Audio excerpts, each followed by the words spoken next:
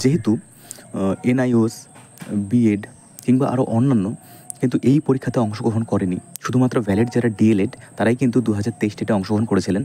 সেই ক্ষেত্রে কিন্তু পাশের সংখ্যাটা যেটা দাঁড়াবে সেটা।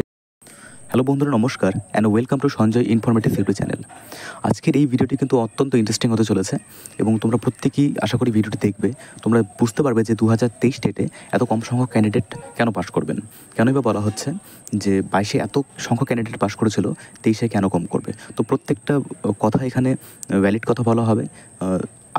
মনে করছি তোমাদের কোনো রকম সময় নষ্ট হবে না এবং তোমরা পরবর্তীকালে ইন্টারভিউ ঠিক কত রকম বা কত ক্যান্ডিডেট ডাকা হতে পারে সেই সম্বন্ধে একটা কিন্তু আভাস তোমরা এখানে পেয়ে যাচ্ছ।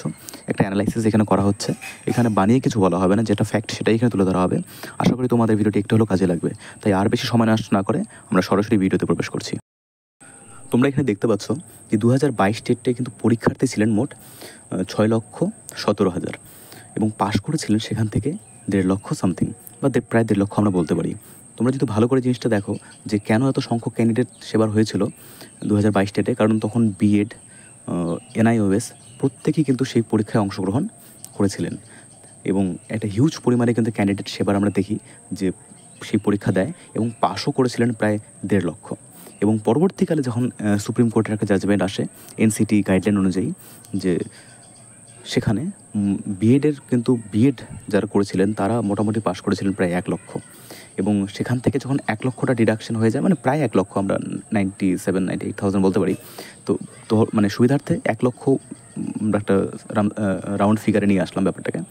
তো সেখান থেকে কিন্তু দেখি যে বাদ চলে যায়। এর ফলে কিন্তু যেটা দাঁড়ায় সেটা হচ্ছে কি, শুধুমাত্র ডিএলএড যে ক্যান্ডিডেট যারা পরীক্ষা দিয়েছিলেন এবং পাস করেছিলেন সেটা দাঁড়ায় 51,000 সামথিং। তার পরবর্তীকালে যখন আমরা দেখি আবার এনআইওস সেখান থেকে বাদ চলে যায়, ঠিক আছে, এভাবে করে কিন্তু সেটা একটা মোটামুটি একটা সংখ্যা এসে দাঁড়ায়, ঠিক আছে। তো এই হচ্ছে 2022-এর একটা, মানে তোমরা এখানে দেখতে পাচ্ছ যে কত ক্যান্ডিডেট পরীক্ষা দিয়েছিলেন এবং কত ক্যান্ডিডেট পাশ করেছেন। এবার যেটা ইন্টারেস্টিং সেটা হচ্ছে 2023, যে 23-এ কী হয়েছিল সেটা তোমরা এখন দেখতে পাবে। তোমরা এখানে দেখতে পাচ্ছ যে 2023 টেট পরীক্ষার্থী ছিল 2,72,000। দেখো যেখানে 2022-এ ছিল প্রায় 6 লক্ষ সামথিং, আর 2023 টেটে কিন্তু সেটা কমে দাঁড়ায় 2,72,000। কারণ 2023 টেটে কিন্তু এনআইওএস কিংবা বিএড যারা ডিগ্রিধারী তারা কিন্তু ইনএলিজিবল ছিলেন, শুধুমাত্র ভ্যালিড যারা ডিএলএড ক্যান্ডিডেট ছিলেন তারাই কিন্তু 2023-এর টেট দিয়েছিলেন। এখন দেখো 2023 টেট এর প্রশ্ন আর 2022 টেটের প্রশ্ন কিন্তু রাত দিন তফাৎ, ঠিক আছে। 2022 টেট যে প্রশ্নটা করা হয়েছিল সেটা কিন্তু মানে বিলো মডারেট, মানে অনেকটাই ইজি বলা যেতে পারে। যারা পড়াশোনার সঙ্গে একটু সম্পর্ক ছিল বা যারা একটু ভালো করে পড়েছেন তারাই কিন্তু পাশ করেছেন। কিন্তু 2023 টেটে যারা 2022 টেটের প্রিপারেশন নিয়েছিলেন ওই অনুযায়ী তারা কিন্তু 23 টেটে পাশ করবেন না।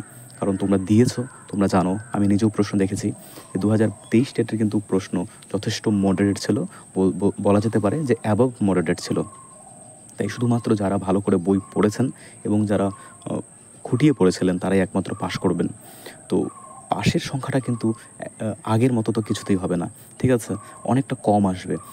তবু একটা মানে বিভিন্ন যারা পরীক্ষা দিয়েছিলেন, আমার কিছু ছোট ভাইয়েরা পরীক্ষা দিয়েছিল এবং আমার পরিচিত আরও অনেকজন পরীক্ষা দিয়েছিল এবং প্রশ্ন নিজে দেখার পর সেটাকে অ্যানালাইজ করার পর আমি যেটা তোমাদেরকে বলতে পারছি সেটা হচ্ছে, যদি আমরা মিনিমাম ধরি তাহলে কিন্তু সেটা দাঁড়াবে 4 থেকে 5, মিনিমাম 4,000 কি 5,000, আর ম্যাক্সিমাম খুব বেশি হলে সেটা দাঁড়াবে হয়তো কত 6 to 7।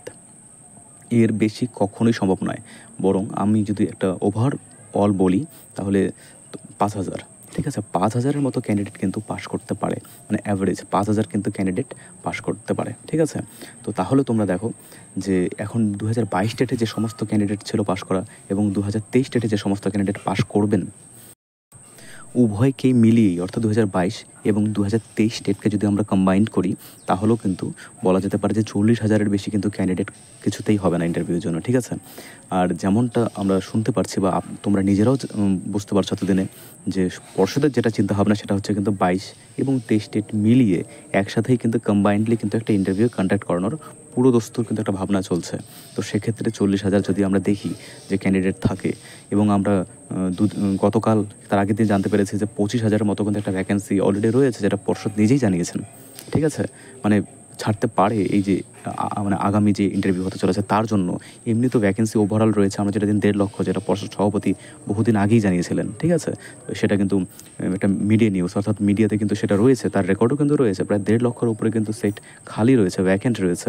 কিন্তু যেটা এই টেটের জন্য একটা ধরা যেতে পারে যে কিন্তু 25,000, যদিও আমি গত ভিডিওতে বলেছিলাম যে ডিপিএসসি অনুযায়ী কিন্তু সেটা এতটা দাঁড়ায় না, ম্যাক্সিমাম সেটা কিন্তু 10 থেকে 12,000 দাঁড়ায়, ঠিক আছে?